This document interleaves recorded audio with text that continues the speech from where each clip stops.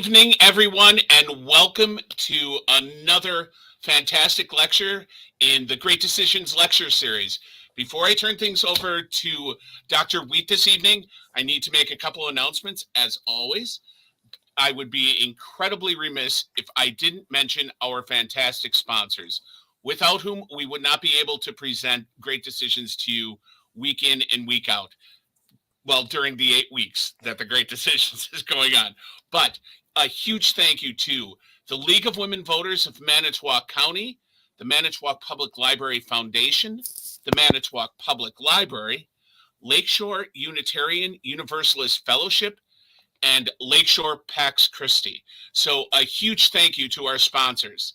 I also would like to mention that if you like the Great Decisions Lecture Series and would like never to hear me make the announcement thanking our sponsors again, as much as we love them, we would definitely love it if we were self-sustaining. So if you have any inkling whatsoever, go to our website, which is www.manitowoclibrary.org/events/great-decisions.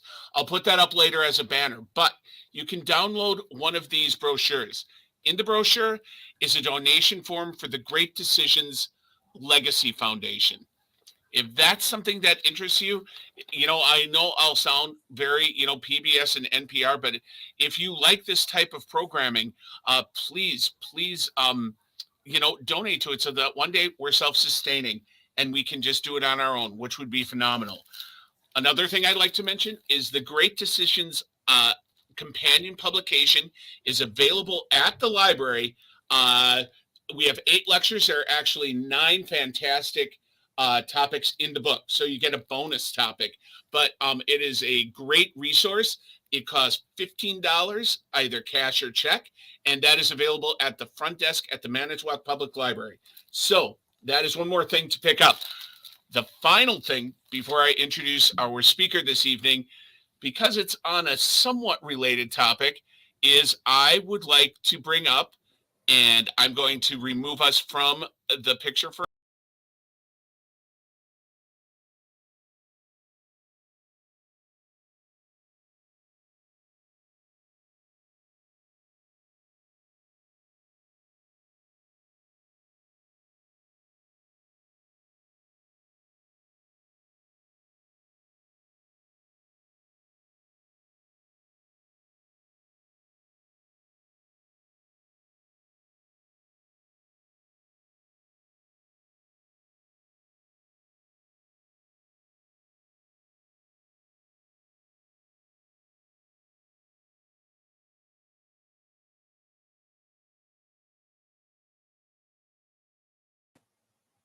since we can still, at this point, have a plant exchange with the topic of a seed swap, with the topic of climate change on the table. I would like to introduce Dr. Elizabeth Wheat to you this evening. So, Elizabeth Wheat is an associate professor in public and environmental affairs and political science at UW Green Bay. She is originally from Marshall, Michigan, and completed her master's degree at Indiana University and her doctorate in political science at Western Michigan University. Elizabeth teaches courses in global environmental politics, environmental law and policy, natural resources, the presidency, fisheries and marine life, wildlife law, and sustainability. In most of her courses, students participate in mock trials, Model United Nations simulations, or environmental policy debates. She is also a proud dog mama to 3 rescue pups, Poofy, Nightly, and Foxy Loxy, and coexists with her recently adopted cat, a ragdoll named Dolly Paughton. I don't think I could possibly provide you with any more information than that. So I will turn things over to Professor Wheat. I also want to say, if you want to ask questions or make comments and participate, please just type them into the comments area of either Facebook or YouTube, and we'll get to them in the discussion at the end. So Professor Wheat, I'm going to turn it over to you and start your PowerPoint and take myself out of the picture because no one needs to see me. Professor Wheat. All right, thank you very much. Let that PowerPoint queue up here. Thank you.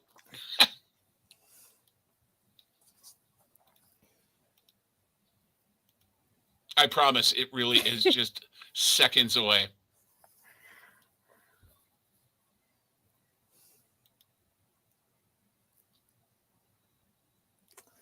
All right. Thank you very much for everyone coming tonight. We go to the next slide, please. Tonight, climate change is a massive topic. And so we're going to cover some areas that I think a little more familiar, but to get everyone on the same page. And then I think some areas that are interesting and really important. So we'll begin with Climate Change 101, talk a little bit about natural disasters, some of the effects from the pandemic, the Paris Agreement, and then two areas that I think are a little bit lesser known with climate justice and climate refugees. And then we'll wrap up with where do we go next? I think with this topic, it can become pretty depressing pretty quickly. And so we'll wrap up with what I think we can do and what I think we should do. So let's go to Climate Change 101. With climate change, there are a few trends that we're observing. The dangers of climate change we know are building so quickly that there's a risk that it might overwhelm our ability to adapt. And one area of concern is that regions such as the Amazon are losing their ability to recover from some of the effects with climate change, and that we're getting close to a tipping point. And with the Amazon specifically, a tipping point here really could have impacts on climate change for the world and also for some of the biodiversity issues. Essentially, you'd have a huge release of CO2 put back into the atmosphere because right now the Amazon takes in more carbon dioxide than it releases. So it's acting as a carbon sink, essentially. A couple of other trends we're observing are surface temperatures increasing and then Arctic sea ice disappearing. And we'll talk more about those a little bit later. Looking at the warming specifically, we have seen record droughts, heat waves, extreme weather events, and we'll talk more about some of these disasters later. But the warming trends are much more significant and more extreme than natural global cycles. And there really is a global consensus on climate change and the human-caused aspects of climate change, with the exception of a few politicians here and there. Temperatures overall have increased about 1.1 degrees Celsius, which is at 2 degrees Fahrenheit, since the 19th century. And we are currently on pace for a 2 to 3 degree increase, which would be devastating. With just that 1.5 degree increase, 8% of our current cropland would become unusable by the end of the century. And coral reef bleaching and decline could be as high as 70 to 90%. And those are just two of the effects that we might see from warming. With the CO2 levels, this is one of many greenhouse gases that is making climate change worse, along with methane. And in 2021, the highest levels ever were recorded, and they keep climbing. An important actor in this conversation is the Intergovernmental Panel on Climate Change, known as the IPCC. This is a panel of the top climate change advisors from around the world with a really rigorous peer review process. And you can get all of their reports online. If you really want to nerd out, there's some really good stuff on there, but they have all of them publicly available. And the report from February, just a few weeks ago, concluded that countries are not doing enough for climate change. Now, we'd expected this result, but it's still devastating to hear. And this particular report was written by 270 researchers from 67 countries. And then the report is approved by 195 governments, which is almost everyone in the world. The take-home message from this report is emphasizing we have to reduce our greenhouse gas emissions. That's sort of our starting point. And we'll get into some of the effects of those emissions, but really emphasizing that sense of urgency and the importance of dealing with it now. Another couple of terms that are important to highlight are the difference between mitigation, resilience, and adaptation. And we'll be using these quite a bit tonight. With mitigation, we're talking about avoiding and reducing emissions of the greenhouse gases into the atmosphere to prevent the warming from getting worse. With resilience, this is a way to think about preparing for and recovering from the impacts of climate change. And then adaptation is a way to alter our behavior, alter our systems, maybe alter our own ways of life to protect the environment from climate change. To give you a couple of examples with adaptation, this could be a flood barrier, early warning systems for cyclones, or a seawall. And with some of these adaptation measures, they might sound great, well-intentioned, but decisions such as the seawalls can actually displace the flooding elsewhere. So adaptation can buy you some time, but you really want to move more towards an issue of resiliency. And if we take a look at the next slide, this will show you some of the social and economic impacts of climate change. And so you can see with the coastal areas being affected, capacity to work, limited resources. We'll talk more about some of the freshwater access issues in a bit, spread of diseases, especially tropical diseases moving further north, extreme weather, which will be our next section, basic foodstuffs and goods, which we've all kind of experienced the prices of those already rising, productivity of the harvest, and then actual relocation of towns. And so I think this is a helpful visual to give you a sense of just how wide-ranging the effects are with climate change on just our social and economic life. We'll talk about natural disasters next. With the natural disasters, two big things to keep in mind. The frequency of these is increasing and the intensity is increasing due to climate change. We've always had storms, we've always had hurricanes, but the kinds of disasters we're seeing now are occurring at unprecedented levels. And we'll talk through a few of the examples of these disasters and weather. With the flooding and storm surge, as temps are increasing, we have more flooding. The number of people in the world exposed to severe coastal flooding will increase 20% if we do nothing. And it's already pretty dangerous right now. Some countries and areas are regularly flooding. And throughout tonight, I'll be going back and forth between domestic and international examples. And so you'll hear a little bit of both on that.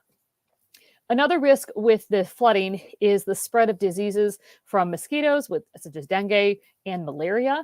You have more flooding, more stagnant water, and a lot of diseases can get transported that way. By 2100, areas that are now home to 200 million people could fall permanently below the high tide line. Coastal Asia, under this projection, will be hit the hardest.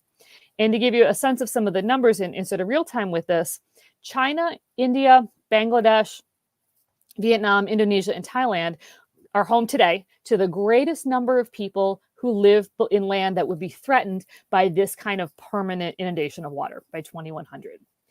That'd be about 151 million people in total, with 43 million in China alone. And this is just talking about harms from flooding. So the numbers here are massive. And so we really need to be thinking about, as climate change worsens these problems, preparing for them a bit better. The next type of natural disaster to think about are hurricanes. The hurricane season is becoming longer. We almost ran out of hurricane names one season in the United States. They're causing more damage and they're becoming much more frequent. And these can have effects on our infrastructure, on our health, and developed countries such as the United States, we have the resources and the capabilities to deal with that. If you think of some of the more recent hurricanes with Hurricane Katrina, Hurricane Ida, which both hit the New Orleans area, Hurricane Harvey, which hit Houston, we still had a lot of nonprofit drives and humanitarian outreach. But at the end of the day, we're a developed country and had the resources to be able to help people get back on their feet from those. When hurricanes are hitting islands such as Puerto Rico or more remote communities, it was 6 or 8 months before some of the rural areas in Puerto Rico had electricity and sanitation services again. It's much more difficult for developing countries and vulnerable populations to respond and to just get through these kinds of infrastructure effects. With drought poses a whole range of problems in a lot of different ways. We also have health effects, water access, a risk of conflicts due to water and the limited resources there. And with the 2-degree projection of warming in this area alone, we can expect between 800 million and 3 billion people globally to face chronic water scarcity from drought. And so drought's going to affect a lot of different things, and that's just the projection for water scarcity. If we look at crop yield, this can sometimes be a less direct connection to climate change, but really impactful over time. So as the climate is shifting, some crops will thrive, some will struggle. A lot of variability with temperature, rainfall, the amount of CO2 in the atmosphere. The range of crops may also change, along with the volume and the types of crops. Conflicts can also make this worse. And so, as some areas can no longer grow crops, that can have a big impact on that country's economy, perhaps triggering food insecurity or food riots. And we'll come back to this again a little bit later. NASA has done some really fascinating research and projections on this, and so it's something to just kind of think about when we're looking at food security. With the heat waves and wildfires, this is also a global issue. And if we just think about what's happened with California recently, they're experiencing longer fire seasons that are much more severe. And these are worsened by the existing drought conditions. So you see that relationship there again. With a 2-degree increase in temperature, we can expect the amount of land burned globally from fires to increase by 33%. And this will have additional effects on the air quality. And so these are just a few different examples of how climate change will make the natural disaster situation even more difficult. And we'll shift gears and talk about a very different kind of environmental impact next with permafrost. So again, opposite end of the spectrum with temperature and everything from the wildfires. Permafrost is a layer of frozen soil that covers 25% of the northern hemisphere, and it acts like a giant freezer. Changes to this ground are expected to be irreversible. You can't refreeze it once it thaws out. And so as the planet warms and the permafrost melts, you're going to have all these lovely things that can get released. So we see different chemicals, greenhouse gases, microbes, carbon, methane, mercury, and even potentially DDT. And these are all trapped in the permafrost already. Once they get released, it causes a feedback loop of more warming and more releases, and you can see how it goes on from there. The Arctic permafrost is the largest repository as well of mercury on Earth, which is a potential neurotoxin. This is not stuff we want to be seeing released. The release of this mercury and other heavy metals that could also be trapped in the glaciers will affect water quality and contaminate the food chain. And so this is some really dangerous stuff hanging out in the permafrost. As if that wasn't exciting enough, we then get the risk of potential diseases. Now, we don't actually know what diseases could be trapped in the permafrost, but if you've ever seen The Mummy or any of sort of the old movies, you just don't want to open the box and find out. And so we're definitely concerned about what could be released and what that might mean for our global health community. With infrastructure, as the ground melts, it warps, folds, and creates different sinkholes. And so this is going to pose a problem for any kind of road or infrastructure that's built on the permafrost. The land also becomes useless for agriculture and building. And so it has a lot of different impacts just from the thawing. And then to wrap up the permafrost section on a really upbeat note, we get into anthrax in Siberia, Russia. Now, 2/3 of Russia is covered by permafrost, and the Siberian area is also warming faster than almost anywhere in the world. In August of 2016, there was an anthrax outbreak in Siberia that made 72 people sick and killed a 12-year-old boy. The source, they discovered, were the corpses of dead reindeer and other animals that had thawed due to the high temperatures. The ground is too frozen there to dig any sort of deep grave. And so the contamination from the bodies basically gets into the groundwater that people drink. And so there's a big concern about more anthrax releases as this area continues to thaw. Next, we're going to look at some of the other global impacts of climate change. And with this one, some of these we'll cover tonight. Some of them I'm happy to take questions on. Just couldn't fit it all in one evening. If we start on the upper left, you have fisheries that are affected. This will also have trade impacts as the fish ranges will change. Rise of sea levels, getting into coastal land, flood damage, movement of people, deforestation, as we mentioned, with the Amazon. A lot of water conflicts, both with supply and potential civil wars over water access. that disease risk, as their diseases are traveling further north or just traveling globally, severity of the tropical storms, and then those deteriorating crop yields that affect the food supply and international trade, which will lead us nicely into talking about the pandemic. A lot of different impacts with COVID, and I'll preface this section by saying that this is a very rapidly, and I think a really exciting area in an environmental sense of looking at what has changed in the last 2 years. And so some of the research is quite preliminary, but I think it's also, like I said, a really exciting area to get more data on all the time. So if we look first at air quality, overall, air quality improved with fewer emissions. For example, Southeast Asia saw a 40% reduction in airborne pollutants that were caused by traffic and energy production. So it's the most polluted area globally. And so it's a big drop to see that kind of reduction. The 2020 air quality report found that 84% of countries polled experienced improvements in air quality. Now, that study, which I also encourage you to go check out, really, really good research, only measured one kind of pollutant called particulate matter, but the report has really good regional summaries and data from about 106 countries. And so everyone is seeing, in most countries at this point with this data, observed pretty big changes in 2020.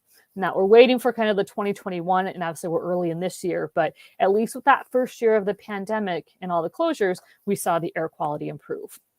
And with transportation, especially during the lockdowns in the beginning, people were driving less, working more from home, fewer cars, vacations, travel, cruises, all of that. Because transportation is one of the biggest sources of emissions and greenhouse gases, we saw a lot of impacts for transportation, again, connected to air quality.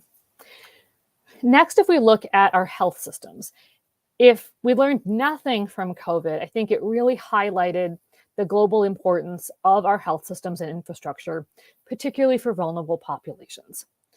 What happens in one country will affect the rest of us. We are simply at the point of globalization where we're so interconnected and interdependent. And I think this can present some really powerful opportunities and some areas for learning lessons from a horrific tragedy and a really tough couple of years. And so I wanted to highlight a few examples and I think some positive benefits that we can take beyond the pandemic and perhaps help us with dealing with climate change.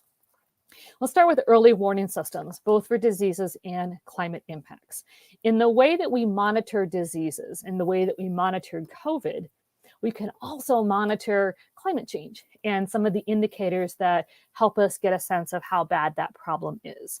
More information you have, the earlier you can make a decision, and hopefully the better informed that decision will be. As one example with the early warning system, in Yemen, they strengthened their disease surveillance to combat COVID-19, which helped them reduce their climate impacts. They use a system called the Electronic Integrated Disease Early Warning System, meant for diseases, but can also have applications with climate change. Looking at supply chain changes, as probably we've all experienced in the last couple of years, it was difficult to get some goods during the pandemic. It still is in some cases. This complicated medical supplies, lumber, manufacturing, electronics, and as climate change gets worse in some areas, we could see critical food and transportation issues with getting goods to the markets. So we saw this with COVID, and we can expect it with climate change as well, particularly if there are drought situations, wildfires, or other extreme weather events. And so the hope here is that we can understand how and why the delays happened during the pandemic and why we're still observing some today, and prepare for those better in the future as well. And I think one of the biggest growth areas is this last point with sustainable technologies. This, I think, is where we were given a problem that no one wanted, and we were forced to use what we have differently and to look for some new solutions. And I'll give you two examples of some of the technologies that came out from this. In India, they developed a climate resilient solar-powered COVID-19 facility for testing, isolation, and treatment that they use to provide insulation, natural lighting, 24/7 power, and improve the quality of healthcare. In the Gambia, they moved from incineration of medical waste to a more sustainable microwave healthcare waste technology. And this was in response to the medical waste generated from the pandemic. And it also helped them reduce their own carbon footprint. And now, with the disclaimer, I'm not an environmental engineer. My understanding with this kind of technology is that it's a better way or a good way to destroy medical waste. It essentially heats the waste from the inside out, which gives you a higher disinfection rate and can reduce the amount of pollution in the air, water, and our waste processes. And so, as I said, none of us wanted the COVID pandemic, but I think since we've gone through it, there are some powerful lessons that we can take and apply to climate change. The next slide we'll look at, we'll show you the impact of climate change on human health. And so there are a few different areas with human health here. So you can see in the center, rising temperatures, the extreme weather, rising sea levels, and then I always turn my head on the side here, the increase in CO2 levels. And so if you look at the top, you can see the severe weather and air pollution, similar issues with COVID, with respiratory system as we see with air pollution. Shifting over to the right, those diseases and allergens. At the bottom, water affecting, again, more diseases and some of the malnutrition issues. And then on the left side, you see the heat-related illnesses, and we'll talk more about the forced migration and civil conflict a bit later. Next up is the Paris Agreement. This is going to be our main international environmental law dealing with climate change. It was adopted in 2015 and then actually entered into effect in November of 2016. It's the first binding multilateral agreement on climate change. And the Biden administration's policy has been very different from their predecessors. Immediately upon taking the oath of office, President Biden rejoined the Paris Agreement, also created the Climate Task Force. And this is led by a familiar face, former Secretary of State John Kerry, who had actually helped negotiate the Paris Agreement under President Obama. Also, every federal agency has to consider climate change and environmental justice, which we'll come back to. And so it's not just an EPA responsibility, it's a responsibility of every federal agency that we have. With the agreement itself, there are 4 key provisions that I wanted to highlight for you. The first is the 2-degree target. Indigenous groups and developing countries wanted that lower number, that we wanted that 1.5 for some of the reasons we mentioned earlier with the sea level rise and what we know is going to happen at 2 degrees, but 2 degrees was the consensus number. The second provision is to build climate resilience and try and balance those mitigation adaptation efforts. And so resilience is the primary goal. Third provision is what's called the INDC. This is the intended nationally determined contribution. Under Paris, each country chooses their climate actions and how they're going to achieve the Paris commitments they've agreed to. And so no one forced them to do this. They're each choosing based on their country's abilities and political needs. As part of that, they submit those contributions to the Secretariat of the Paris Agreement, and they have to submit those every 5 years. One of the the last part related to how these contributions can be enforced or implemented is capacity building. Paris wants to build the capacity of developing countries to become more climate resilient and more sustainable. One of the many ways that the agreement helps do that is through the Green Climate Fund. Wealthier countries contribute funding to this. Developing countries can access that along with a number of technology transfers. And the next slide will give you a few more details on the Paris Agreement provisions here. And so you can see we have temperatures, again, that 1.5 degree target, although we settled on 2. The financing mechanisms, which get revised each time. The specialization is important because developed countries are expected to take the lead. They have more resources. They're also emitting more, so a little more guilty on this. But developing countries also need to be willing to accept that help and to make changes too. Then we get to emissions goals, sharing of burdens, where developed countries are expected to do more because they're capable of more. That 5-year review mechanism. And then the last part I think is important to emphasize of simply acknowledging that developing and vulnerable countries have experienced losses related to climate change. And I think simply recognizing that challenge and that suffering is a really important step in moving forward. Next, we'll look at some of the other effects of climate change. In 2014, the UN designated climate change a threat to human security. And this is a really important mindset shift where we're thinking about not just an environmental problem for the tree huggers to worry about. It's something we all need to be thinking about. It's a threat to our security. And there's a few kind of big picture areas that I wanted to highlight for you. We'll come back to that agricultural production aspect. And with this, mentioned those deteriorating crop yields, also changing ranges for growing crops. So some areas might not have the ability to grow crops due to climate change. This could present a need for more drought resilient crops, which gets into some GMO issues that some companies are promoting. The European Union pretty opposed to that. But this agricultural production conversation is becoming really important. And there are also effects with the crops that we might not think about. I understand, I think last week, the serious discussion was on Russia. As we're observing with the Ukraine and Russia conflict, Ukraine is one of the biggest wheat producers in the entire world. And obviously with the conflict right now, they're not able to plant crops. They're not going to be able to harvest that. And for some of the countries in Africa and Middle East, they're heavily dependent on grain coming from these two countries. Up to 80% of grain in some areas can come from Ukraine and Russia. This is going to drive up food prices in countries that can't grow this kind of grain because of some of the effects with climate change. It's going to affect agencies like the World Food Program who can't buy the grain to help other countries dealing with drought and desertification.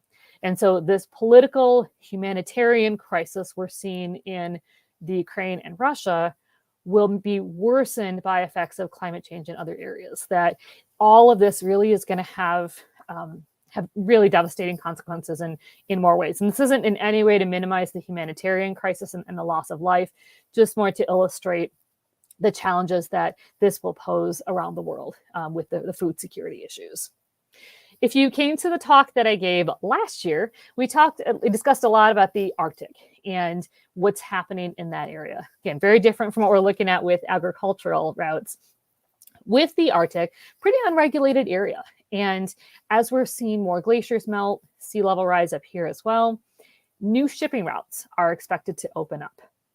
And that will not only bring more pollution to a very sensitive ecosystem, but it could also change the way we do shipping. It's going to change the routes that trade goes through. And there's a really good documentary called Freightened, like shipping freight, that will talk about a lot of these issues as well. But it's something to really be thinking about, that this is going to be an effect of climate change that really will have an economic benefit for some countries, but with a devastating environmental impact for these ecosystems that have never had, freighter ships really going through to the scale that they will be able to go through on that. And then last but not least on this discussion is thinking about climate change as a threat multiplier. And what I mean by this is it's multiplying a bunch of different kinds of conflicts. And so you can think about this as increasing the odds of conflicts within and between countries. This could be a civil war over resources, higher rates of poverty and food insecurity as those food supplies decline. You also see food riots and social unrest. There's a lot of concern about what this might mean for, as I mentioned, some Middle East countries as the grain issue gets more dangerous and more expensive the longer the Ukraine and Russia conflict continues. Another way we might see this conflict continue is between farmers and herders of livestock over water resources. If it's a really scarce area, a lot of national security experts in multiple countries are projecting the next fights will be over water because it's that important to a functioning community. And so you really can see, the increased migration, potential threats to military installations and conflicts, and climate change is no longer something that can just be dealt with in those environmental policy hallways. It has to be something that our national security and intelligence are thinking about as well. And next, we're going to take a look at some of the climate justice issues. With my background in environmental law and being really passionate about environmental issues, this is the area where those two come together in a really interesting way. With climate justice, we're looking at the impacts on the most vulnerable populations in marginalized communities. And this can be political effects, economic, social, cultural, institutional, all of the ways possible. From 2010 to 2020, droughts, floods, and storms killed 15 times as many people in vulnerable countries as those in wealthier countries. We know climate change is hitting the people the hardest, who contributed the least, and who are the most vulnerable. And this is one of those topics, we could have a whole course on this. Instead, we have a slide for tonight, but I wanted to highlight a few of the different kinds of disparities that we see when we're looking at climate justice. With economic first, there's the risk of creating poverty pockets and an increased difficulty for poor countries to get out of poverty. So as they deal with damage from those climate change disasters in droughts and desertification, they also face increased prices for crops and paying for the infrastructure damage. And the poorer countries and poorer communities have less ability to adapt because they have fewer resources. And we can even see this in parts of the United States with the heat waves. As heat waves are hitting housing projects in areas that perhaps lack air conditioning, you have a higher risk of heat stroke, respiratory issues, and other health issues. And so it's not just a problem that's facing poor or wealthier countries, it's facing a lot of vulnerable communities everywhere.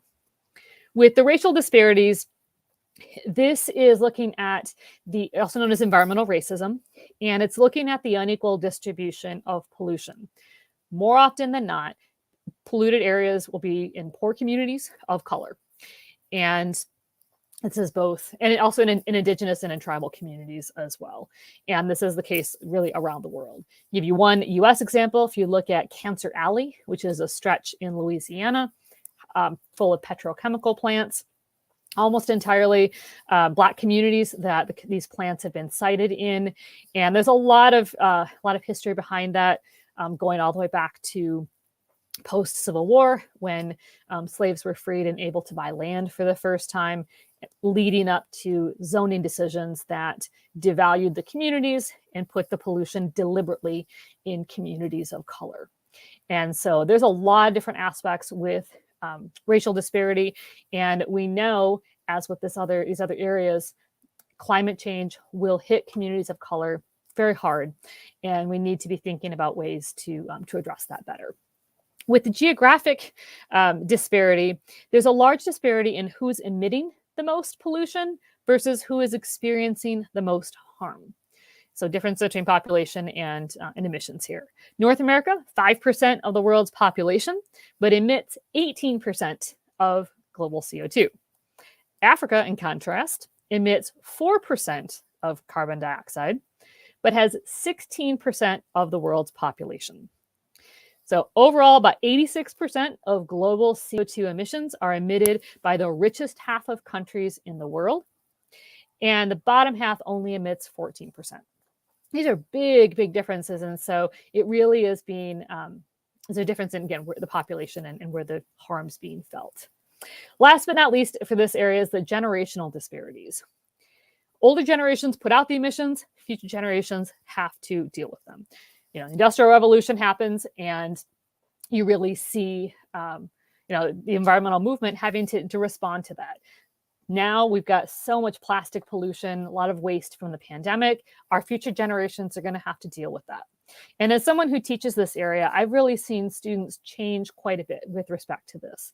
And one term that I heard that I think really captures it well is climate distress. And younger generations are really upset about what is happening with climate change. And they're doing more about it. It's not just something that, the liberal tree huggers are talking about. It is something everyone is thinking about. They're electing different leaders. They're taking action in different ways. And so we're really seeing some differences in generations on this and levels of concern. When it comes to political decisions, President Biden has been very proactive with climate justice, specifically through the Justice for 40 initiative passed in July 2021. 40% of sustainability investments, specifically with climate and energy, will be given to disadvantaged communities. Every federal agency must address environmental justice. So again, not just the EPA, everyone has to do it. There's an executive order that created a council on environmental justice, and there was an Office of Health and Climate Equity that was also established. And to give you a few examples of federal agencies working on this, Homeland Security developed a flood mitigation program. HUD is looking at lead paints and hazards in housing projects. And the Department of Agriculture is doing a lot of work in developing programs on rural energy, along with some partnerships with First Nations tribes. So a lot of different creative solutions, and each department looking at the equity issues that they can best address. And then next, I'll talk a little bit about some changes we see in the legal environment. And this is the area, oh, no, backslide. With the legal environment, we're seeing a new combination of civil rights law with environmental cases. And what I mean by this is claims of due process and equal protection now being used to argue environmental cases. And I'll give you a few different examples of how this is happening. The case that got me interested in environmental justice was the Holt versus Dixon, Tennessee case. And Sheila Holt's family is African-American. They lived on the land for generations. And they started getting really sick. And through Sheila's advocacy, they discovered that the water was really contaminated. And the city of Dixon knew about this, but they had only told the white families. And there are documents showing who was notified and who wasn't. And the Black families were explicitly told the water was safe to drink.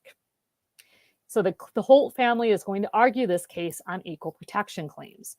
And these civil rights arguments can be much more powerful and in some ways easier than saying the pollution caused my cancer, when cancer can be caused by a lot. And the Holt family was successful and got a settlement from the state, and she really has become an environmental justice pioneer.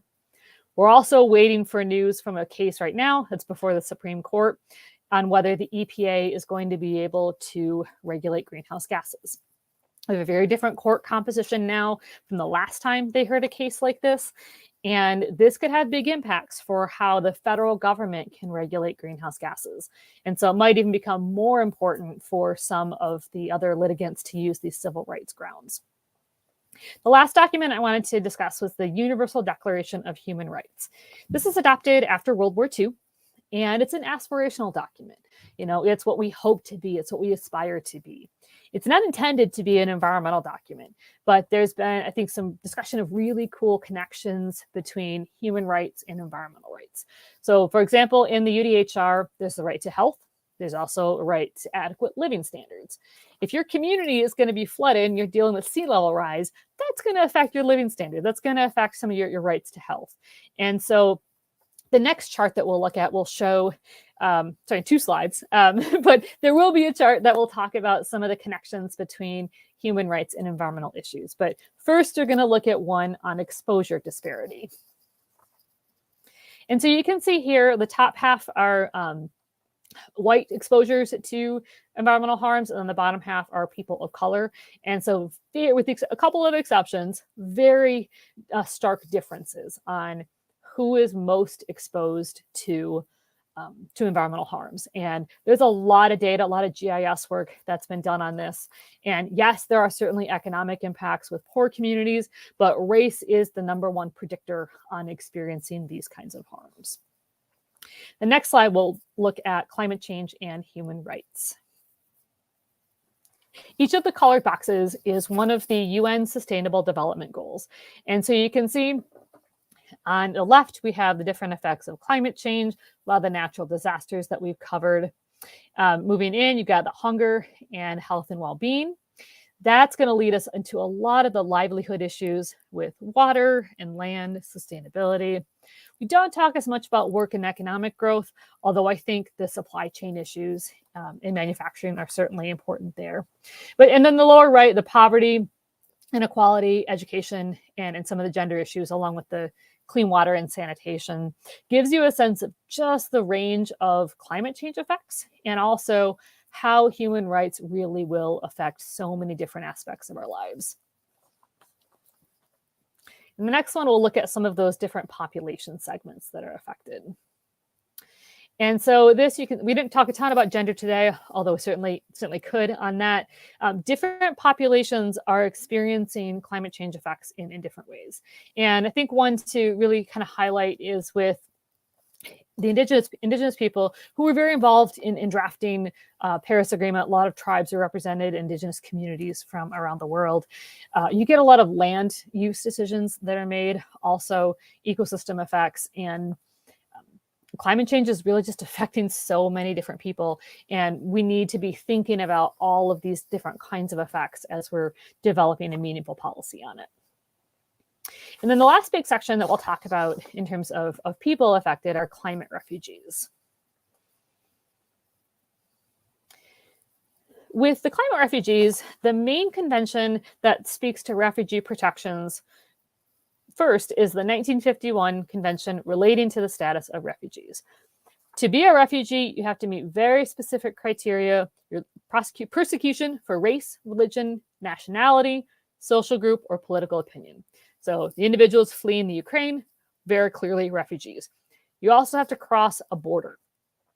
If you do not cross a border, you're considered an internally displaced person, where you're displaced from where you're living, but not necessarily leaving your country's borders. However, there's no protection for refugees due to climate change or for people displaced within their own country due to environmental harm. And it's not to say that the UN doesn't care, that people don't care. The international law just wasn't written for environmental harms at the time. Projections are estimates of over 20 million people forced to leave their homes and move to other countries each year due to climate-related harms, like limited natural resources, crop issues, livestock, climate hazards like cyclones. And one of the main agencies involved with refugees is the UN High Commissioner of Refugees. They implement the 1951 Convention and really are the main UN agency for protection. They recently spoke at a meeting on how climate emergencies are going to affect the refugees who are protected by the statute, and also acknowledging it's going to create more refugees. And so they're still providing assistance and protection to people displaced from climate change, but it's not the same kind of legal mandate. And so the agency has also created a special advisor on climate that is looking at kind of changing the legal conversation here, perhaps also giving us a definition finally of a climate refugee, the operations of the agency, and then also thinking about reducing the agency's own footprint. And so this is a huge need, and one that we know is going to get much worse, especially for small island developing states and low-lying island countries that are at huge risk of flooding and being inundated. And so I'm optimistic that we'll get that definition, but it is definitely a challenging road to go down. The next slide will show you some of the winners and losers with climate migration. And so you can see with Madison looking good, population increase, GDP increase. Seattle even better, bigger population increase, GDP increase. Phoenix not so good, a lot of people moving there, but GDP going down and water shortages because you've got large cities in a desert. Extra bad news for New Orleans and Miami with a population decline and GDP decline. New Orleans below sea level, Miami flooding quite a bit. And so a lot of challenges that these cities are going to be facing. And so each city kind of has its own challenges to work through, but this just gives you a snapshot of what we'd be looking at in the US. And then next up, where do we go next? And so I think with this part, I try to end on a happy note. Again, this can be a little doom and gloomish, starting with taking actions at all levels of government. At the local level, does your school have solar panels? Who's on the school board? Are they talking about environmental issues? With the city council and county boards, these are groups making land use decisions. In Green Bay, we have a sustainability committee that the mayor of Green Bay created that's looking at sustainability efforts in the city. So as you're electing local officials, thinking about people who are going to make good environmental decisions can also be part of your evaluation. At the state level, federal, pretty similar in terms of electing climate-focused officials, supporting climate legislation. At the state level, though, you can also have opportunities to testify on proposed rules and legislation. Testify might sound a little scary. You can also you can email rules, you can call, you can write statements and prepare those in advance. And that can be a really important way to get your voice out there. And then at the federal level, call, email, all the things there. With organizations, donate to the groups that are working on these issues. And an area you may not have thought about is endorsing pro-climate politicians. I'm also on the board for Wisconsin Conservation Voters, and one of the projects that they do every year is a slate of candidate endorsements. And you can see all of those on their websites. And they've done one of the largest endorsements ever this year. So it includes school boards and those county boards that you might not necessarily know where those people stand. And that's just going to be one more tool for you to use as you're evaluating who to support in an election. We do have a primary coming up on April 5th. So depending on where you're watching this, different areas will have different issues on that ballot. And then I think lastly, thinking about the actions we can take in our own lives. Every time I do one of these talks, I always learn more. And I think that I love the mentality of a lifelong learner. And I'm guessing you're here because you're probably a little bit of that as well, learning more about the issues. Maybe this was the first time you ever heard about a climate refugee. I think the more we educate ourselves, the better prepared we are to take meaningful action. With transportation, if you've been to the gas pump lately, it's expensive right now. And so thinking about ways we can walk and bike more, maybe lobbying for better mass transit, more fuel efficient vehicles. If you have any friends or family who have hybrid or electric vehicles, they probably have been pretty smug in the last couple of weeks because they're not as dependent on gas. They're not emitting as much pollution as the rest of us might be. And so thinking about some of those small changes that we can make. With voting, register to vote, get your ballot. You can go My Vote Wisconsin to request an absentee ballot. You can sign up to become a poll worker. I sent out my first application to do that, so I'm pretty excited. And then voting is a really important step to take as well. I know we're in a midterm election year, but particularly in Wisconsin, we have the governor's race up, we have U.S. Senate, we'll have Secretary of State, along with a whole host of assembly and other positions as well. So a lot of opportunities to shape the direction we want to go in. Last but not least, wouldn't be a good environmentalist if I didn't give you at least a little bit on recycling and reducing our waste. And this can be done in a lot of different ways. And it's not to say that it's easy. We've seen a tremendous amount of plastic waste and medical waste in the last couple of years with the pandemic. It's tough. You can't necessarily go into a restaurant as easily as we could before, but there are always ways that we can reduce our waste. And those little actions add up. That's less waste going to the landfill.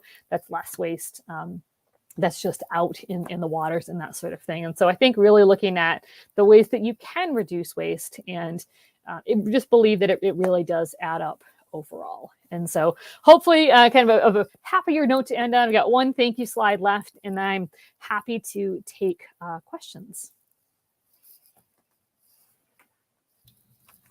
All right. Great. Thank you so much for this presentation, Dr. Wheat. I'm sure we will have more questions coming in, but I'm going to add myself back into the picture just briefly. Well, not briefly, just on a smaller note. My question is, with all the information that you've given us so far, where do you stand on it? What are your feelings? Are you optimistic? Are you pessimistic? I mean, I know this is more of a personal than a professional question, but with you have a greater depth of knowledge than I myself do. And I'm not saying, I'm not playing devil's advocate for anyone else, but where do you just as a human stand on it with all the information that you have at your disposal? It's tough. Probably depends on the amount of coffee and sleep in a given day. I think it also depends for me on the issue. And I think, and it's part of why I think this was a challenging talk to design, is I wanted to give a really broad snapshot. And there's some areas I think we can make easier progress than others. And so And some areas I think are really, really difficult. And so much of it is dependent on the political situation as well, that we've seen more, what I would argue is pro-climate environmental justice efforts in the last year and a half with the US election than we did in the 4 years prior. And you can certainly, people can debate the politics of that. We didn't have a climate justice task force. We didn't have an equity office a year and a half ago. And no Democrat president did it before. No Republican president did it before. And so I think when I look at some of the equity and especially the environmental racism discussions, we haven't started the fixing yet, but we've started talking. And for me, I think that's a critical first step.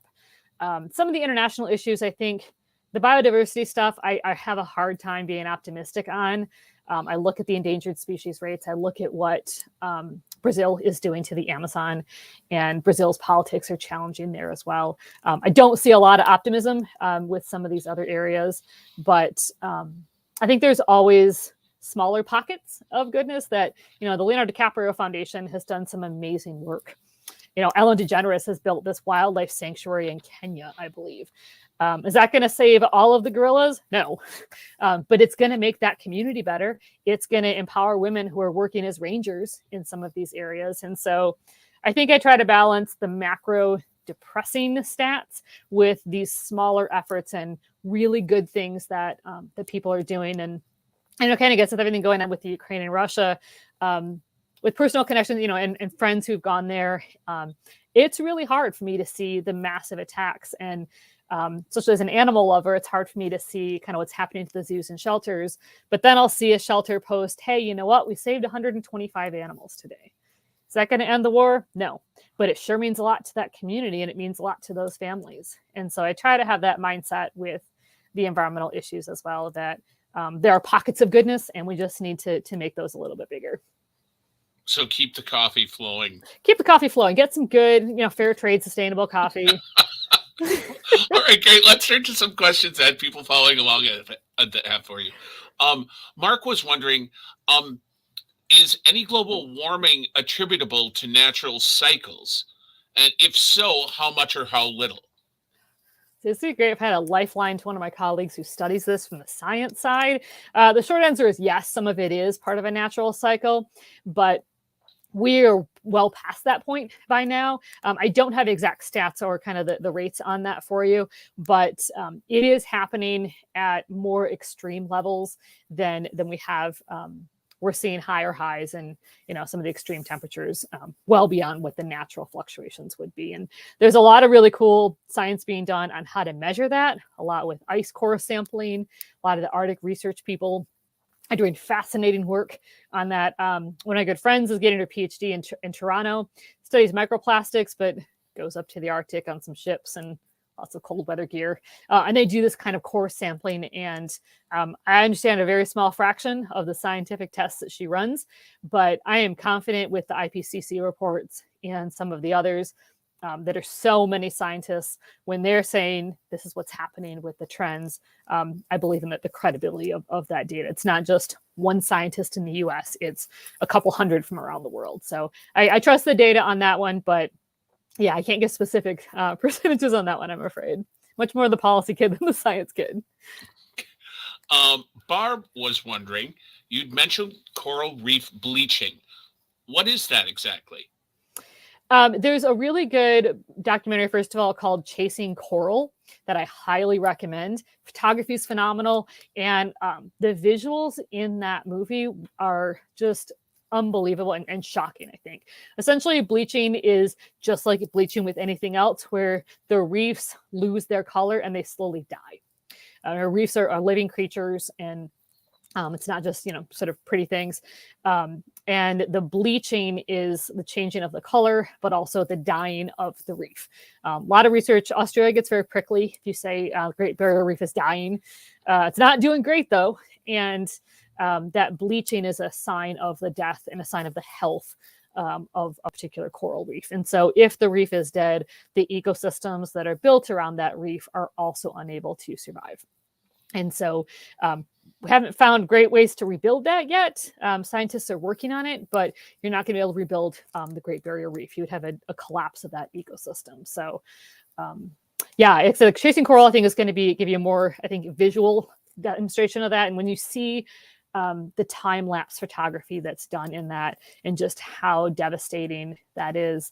And the bleaching can happen for a lot of reasons. It can happen to changes in the water temperature, the quality of the water itself, as there's different contaminants in it. And so a lot of different things can actually cause that, the change in the color and the health declining.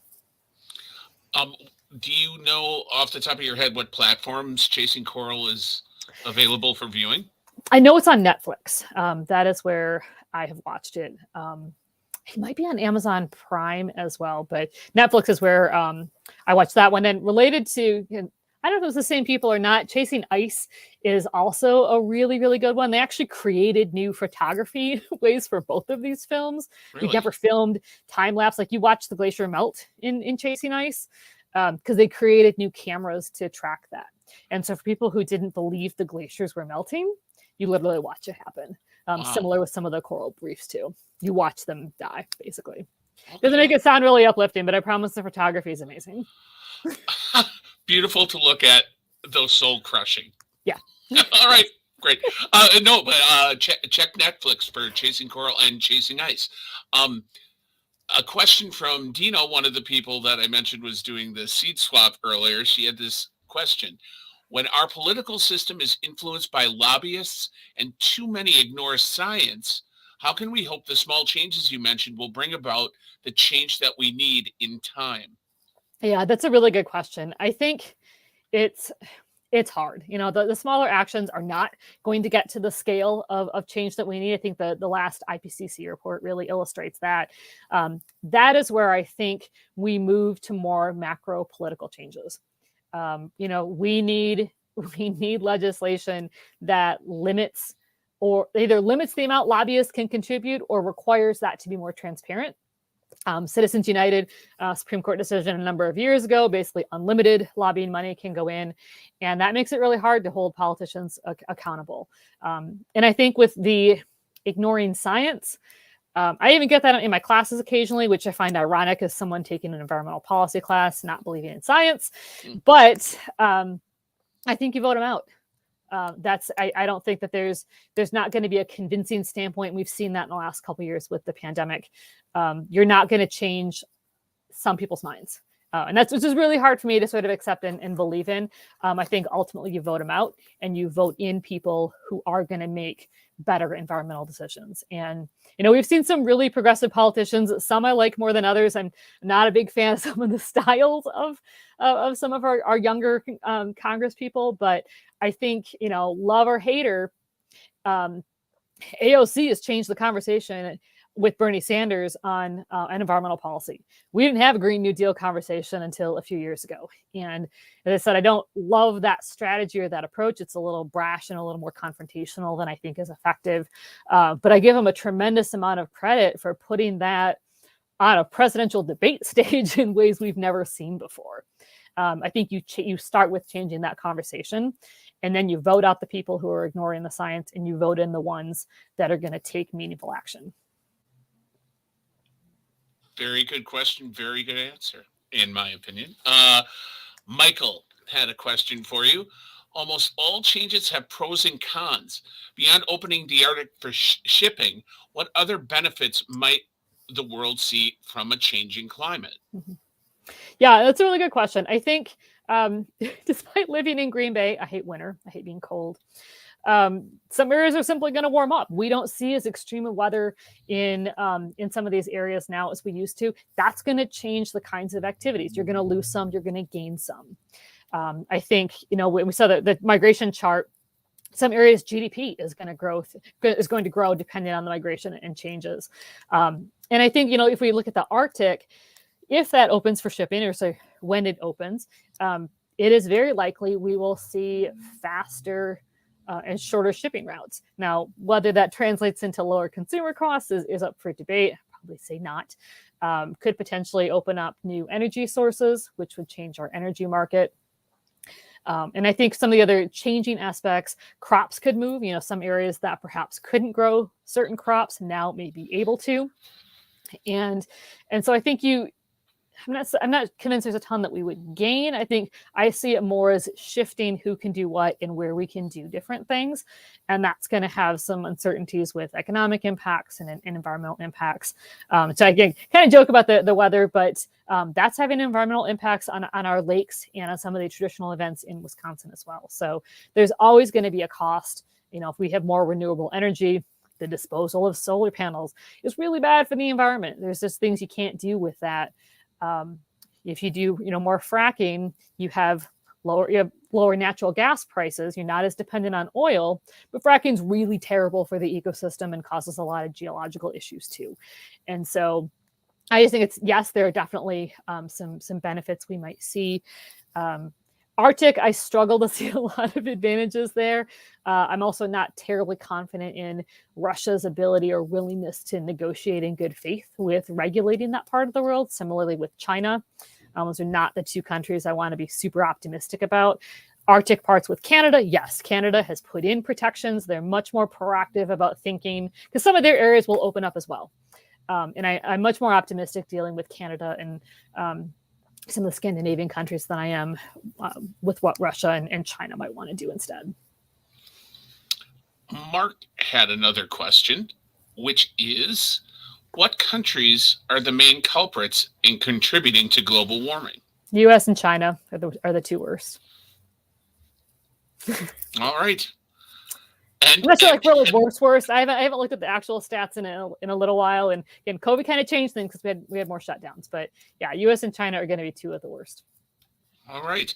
That was pretty straightforward. My feed, just so you know, the questions some of them are getting cut off. So if anyone has questions, keep at it, or if I know you personally, text me. But like Mark, your question was cut off, and I'm not exactly sure why my feed is acting up so much, but it is.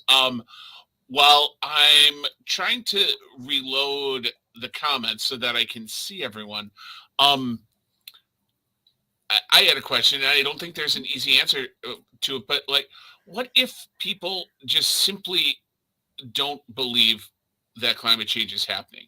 Is there a way beyond showing them movies, like Chasing Ice and Chasing Coral? Is there any way to convince people that it's happening?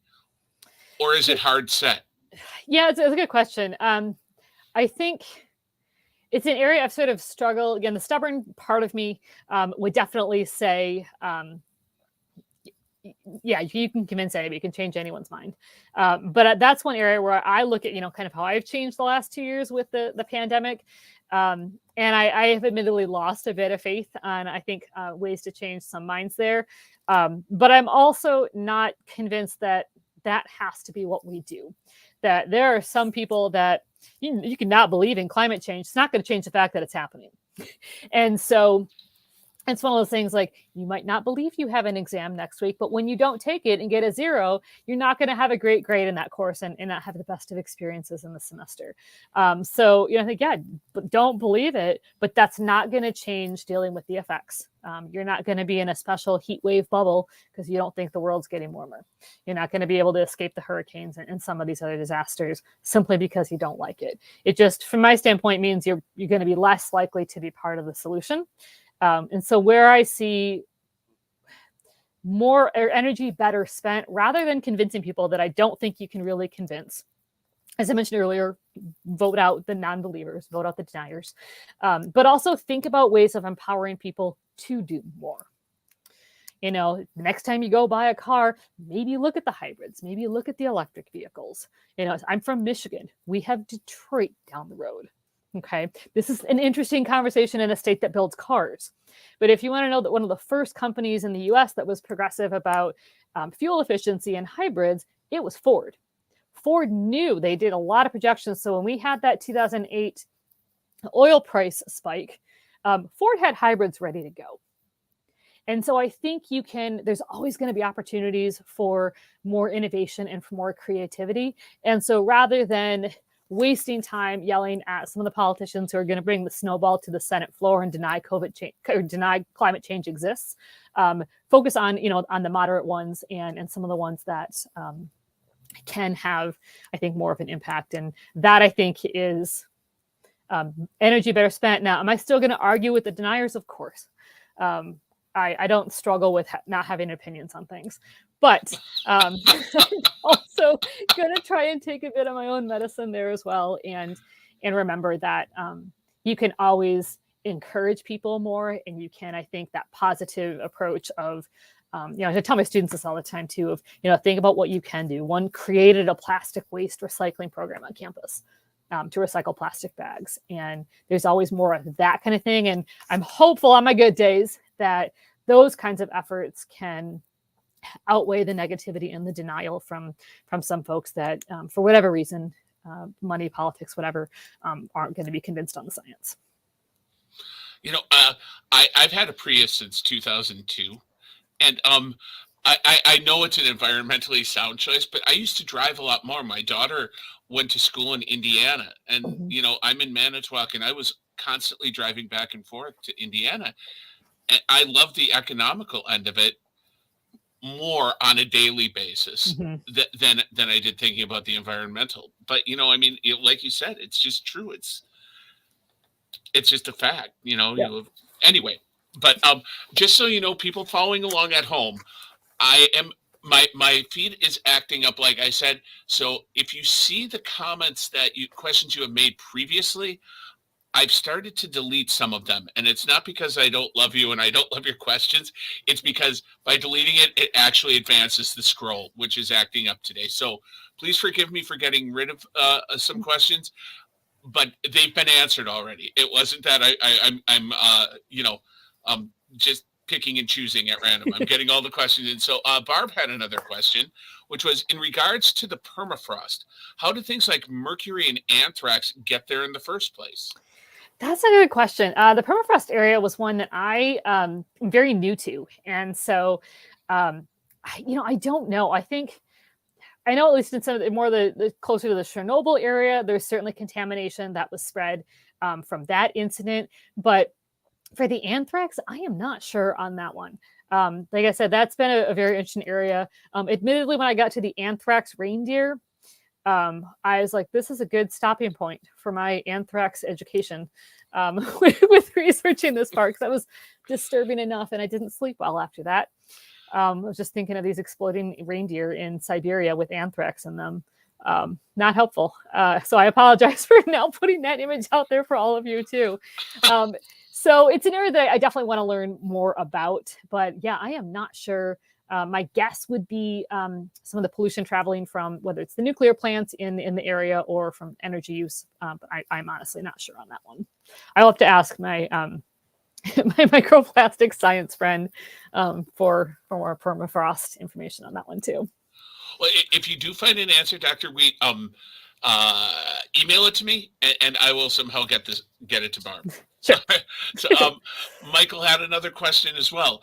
Do we treat energy too much as binary? Fossil fuels bad, renewables good. Instead, should we treat energy on a continuum and shift the mix to ban coal, encourage natural gas, and subsidize renewables? Yeah, I think that's a really good question. And I will say energy is my least favorite topic to teach to students because it's the one I struggle the most with finding a positive angle to.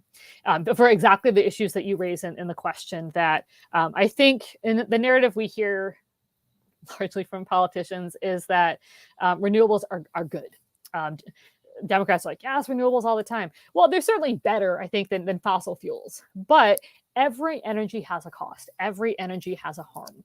With natural gas, yeah, it's going to make your heating expenses less. And so, as I mentioned, some of the vulnerable communities or poorer communities, lower heating costs is huge. That really can be life-saving. But, that when you start looking into fracking, which is a whole other lecture and conversation for another day, that has a lot of environmental impacts. The fracking fluid's highly contaminated. We don't have any good regulation on it. And so is it better than oil drilling? I would lean towards yes, but that doesn't mean it doesn't have harms. And so I think that the subsidizing part, the last part of the question is really important because I do think that is the way to go, of subsidizing renewables.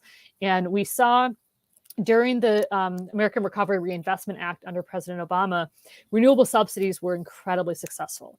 Most people only heard about Solyndra, which was one of hundreds that failed. One of the hundreds that it failed, but hundreds of others worked. But you only hear about Solyndra, right? That subsidy for solar panels under that Recovery Act enabled so many people to put solar panels on their homes, put them on their businesses, and it would have been too cost prohibitive to do that on their own. But those subsidies made that energy decision possible. The animal shelter I volunteer at, just a few minutes away, has solar panels at the animal shelter, and that has saved them a ton on different energy costs. Which means more money and resources they can use for other things at the shelter. And so I think that's a better conversation. Banning coal, that will get decided for us at some point. There's only so much that we can mine. We've got really, the U.S. is very fortunate with natural resources of coal that we have.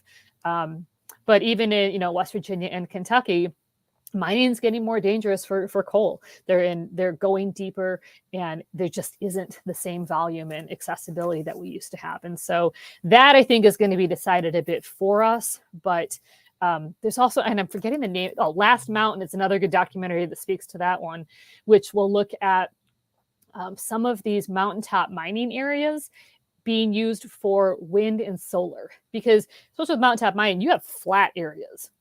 Great for wind turbines. Now, wind turbines also have energy downsides, but that's been a way to generate employment in these incredibly impoverished communities where the mining jobs have collapsed. You can retrain people to learn how to build renewable energies. And so when you hear Joe Manchin talk about coal, or Mitch McConnell, they're missing really powerful opportunities in their states to have workers successfully transition into other types of energies and even avoid some of the health consequences that you get from coal. And so I do think we need to think about energy more on this continuum that you mentioned, and be honest about the harms and the benefits. That renewables can be great, but they also have some downsides. And that portfolio, you often use like the pie analogy with my students, I think is a good way to look at even on Pie Day.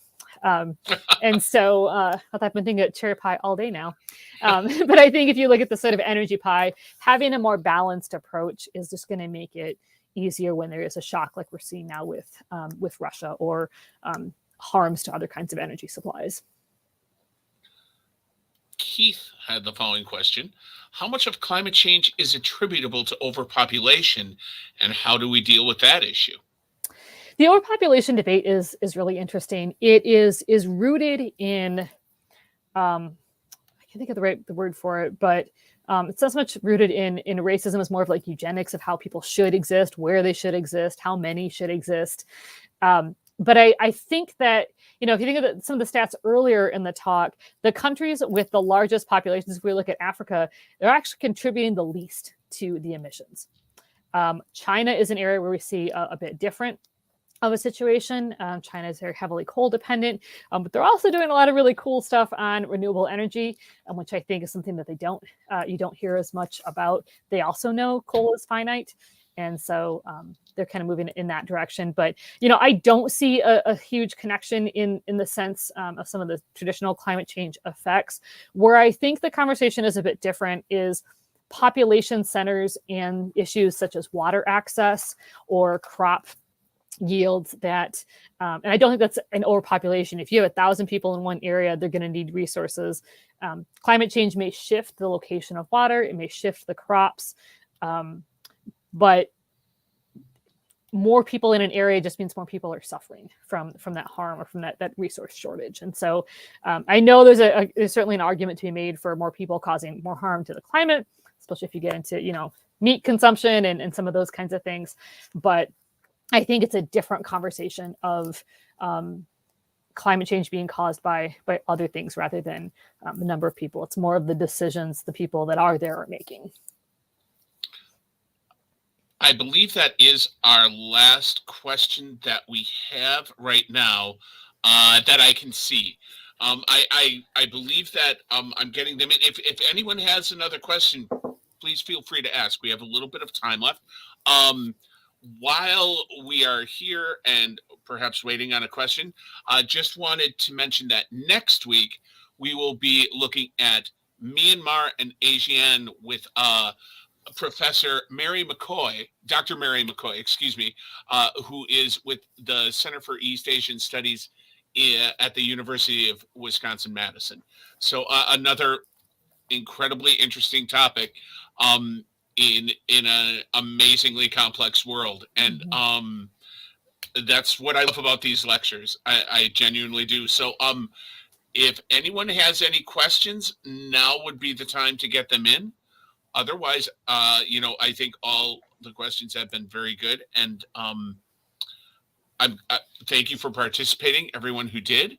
I'm going to give it a little more time, and ask how you came up with the name of Foxy Loxy for your dog. I should have put pictures on the last slide. I wasn't thinking. Opportunity lost. I know.